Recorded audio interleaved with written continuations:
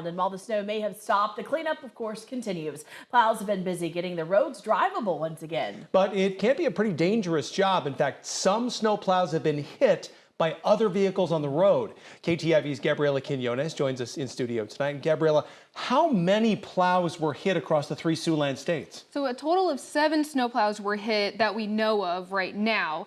And in a Facebook post, the Iowa Department of Transportation said 5 plows were hit over the weekend.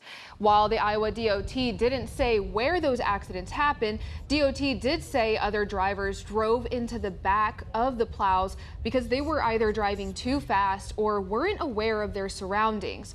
Snow plows kick up clouds of snow as they plow the roads. So a DOT spokesperson said the drivers couldn't see where they were driving, and they drove right into those plows. If you see a combination of blue, white, and amber lights, that means you are approaching an Iowa DOT snowplow from behind. From the front, you'll only see those amber lights.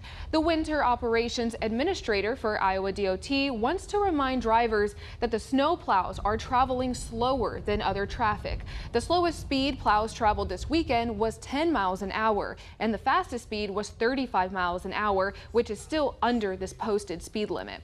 Iowa DOT advises drivers to be cautious on the roads, saying, quote, even when roads are clear, plows may be near, slow down, stay behind, and give them room to work, end quote.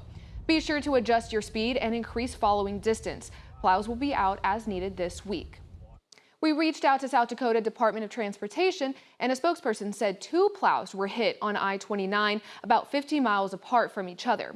One was south of Sioux Falls and the other was just north of Sioux City. We have also reached out to Nebraska Department of Transportation and have not heard back. Matt? Gabriela, thank you.